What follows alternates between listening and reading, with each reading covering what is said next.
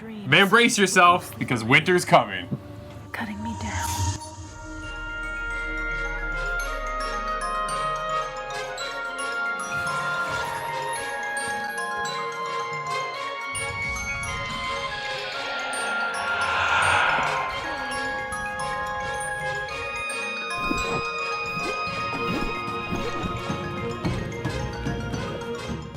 Nate, you and I jumped in over on the Switch to play Vambrace Cold Soul, which is also out on PS4 and Xbox One.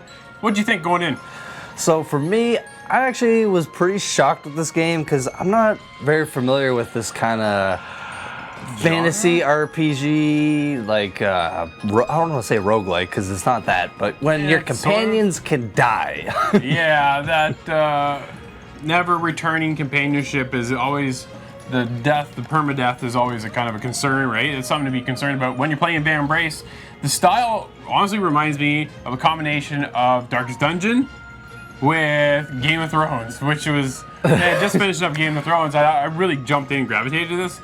The characters, I love the art style, first of all. Me too. Going in. And the story revolves around this woman who is in search of answers for her father. And she's been given this Vambrace, which is this kind of like bracelet that kind of straps to her arm and allows her to penetrate into certain walls and things that others are captivated behind and can't escape from. But because she has this mechanism on her arm, it allowed her to go in, and that's what her whole overall goal is, to find these answers. And then from there, she's sent on other tasks, and then you grow your party, and then you lose some of your party, and then you go in. Man, the game, honestly, though, is hard. It is very difficult. Like, hopping in right away, I was just playing on standard, and I've lost, I don't even know how many companions, honestly, at this point. Like, I just because there's a learning curve to this game.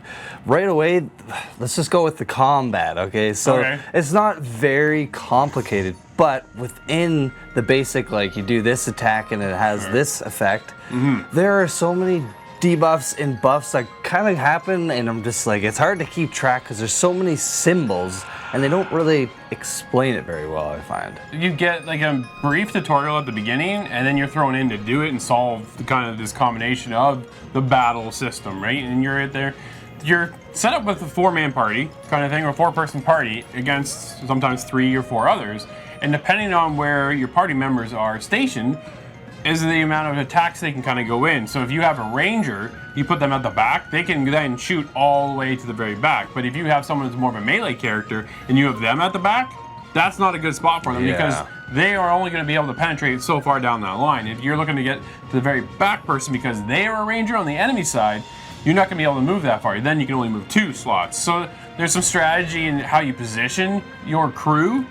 Definitely, that is super important. And absolutely. Building your crew. Because you don't want to have just 4 tanks, so to speak. Because guess what? It won't work. I found out pretty early that a healer is very important in this game. Well, there's a lot of factors come into building your party. You got to worry about sleight. You got to worry about who's got what for weapons, the damage they output. You got to worry about people who can sense the ability of traps as you're traversing the cities and other areas that you kind of go through and stuff. There's a lot of depth in the game. Yes. For something I thought was cheaply priced. Not to sound rude or anything. No. But the value you get out of this game was blowing me away, because I think this game ranges around $25. I want to say it is, which to me, for the amount of content that's involved in here and the amount you have to actually do and you can really invest in the game, is really mind-blowing to me that they're kind of giving away to steal. Yeah, man, absolutely. So 2 key factors in this game while you're playing is you need to constantly monitor your health and your vigor. Yes. Because if they go down to 0, either one of them, for either your main character or your companions, they will perish. Yeah. So, health, I mean, it's kind of a given. You can heal them while you're at campsites, which you have to do in between battles, and you have to find, and they're very important. Very important, and then you need an overwatch, because you can get ambushed while you're out camping as well. So the rest of your party will kind of rest and stuff, but then you have a person set to overwatch who will oversee everybody and make sure everything's okay. So again, kind of like we had mentioned before, that's when it goes to building your team. You need to have kind of, it's just a very well-rounded team, in my opinion. Yeah, you can't just go one-sided because you're just going to get slaughtered because you're not going to benefit from all the factors that are involved within the game because there's so much to worry about all the time. I didn't really feel like there's much of a calm when you're out doing the battles and trying to traverse things. So very early on, I got lost. You get your objectives, you go to your map, and the way the map pulls out reminds me very of an old school Zelda title. Yes. Right, like old school Zelda or old school Final Fantasy, way back in the day. Like I'm talking like PlayStation, like way early days talking. But you get this, which isn't really my style, so I kind of have a hard time when I'm doing that, right? But either way, it is what it is. But you get into it, and then you go and traverse this map after you go through the city and trying to get from one location to the next location. And I found myself, because you're only going side scrolling, there aren't so many ways to kind of get lost, but at the same time, I got lost because I'm trying to go through this door to get to this location, but I pop out at some other door, which would put me back in the same spot I was already at. So I found the exact which same was issues. Frustrating to me. It's because, like you said, there's a map and it kind of shows it to you, but you're like, okay, there's a door pointing up and a door to the right. Yeah. But then for some reason, it gets screwed up and you're like, oh, this one will go this way, and it doesn't. Oh yeah. And the biggest problem with this is when you go from room to room, your vigor goes down every time. So that, like I said, your vigor goes down to 0, you're dead. And on top of this, also we forgot to mention, is that there's the ghosts, the undead, that are slowly kind of getting closer to you. So the more each room you go in, this little bar again fills up. And the problem with this is once it gets to a certain point, they just constantly attack you. So it gets so hard. You gotta be very mindful. It's not, you can't just go room to room searching everything, because if you do that, you're just gonna end up shooting yourself in the foot. Which is frustrating because in this game, you need to go room to room to room because while you travel through all these rooms, you're coming across loot and you're building up your party's inventory, and you gotta manage. That's another aspect you have to manage within the game, is the amount of inventory you carry, your party carries, and what you're carrying. And then as you got all this stuff, then you run into these random battles all the time, and I honestly felt a lot of defeat within the game. Instead of moving me forward, I was getting like one step forward and 2 steps back. Yeah, it is a very punishing game, but within it, for only $25, man, it is a sweet priced game.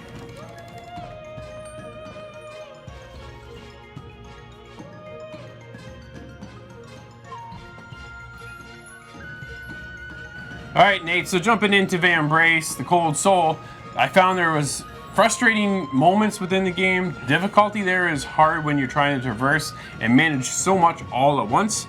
There was a bit of a lack of a learning curve there as well. They didn't teach you how to manage as much as I would have liked to. Yeah. But with all that inventory and stuff and how they do teach you, and then you get into voice dialogue, which is just dialogue because there's no voiceovers within the game, and the game has heavily focused on a lot of reading, which unfortunately for some of us isn't really what we're after sometimes, right?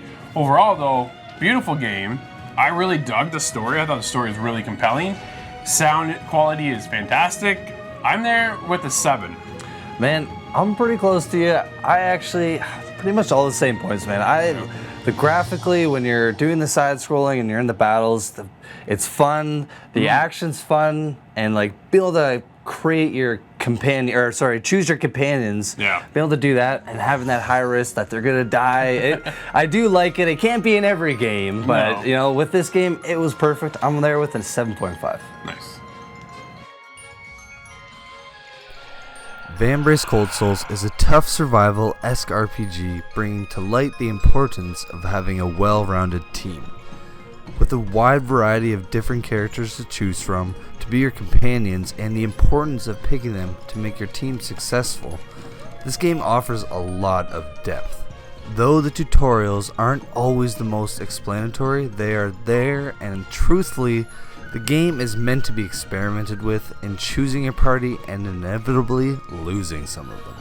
The story is creative and draws you in, while the visuals and audio also all complement all of this to really just captivate you in this awesome game.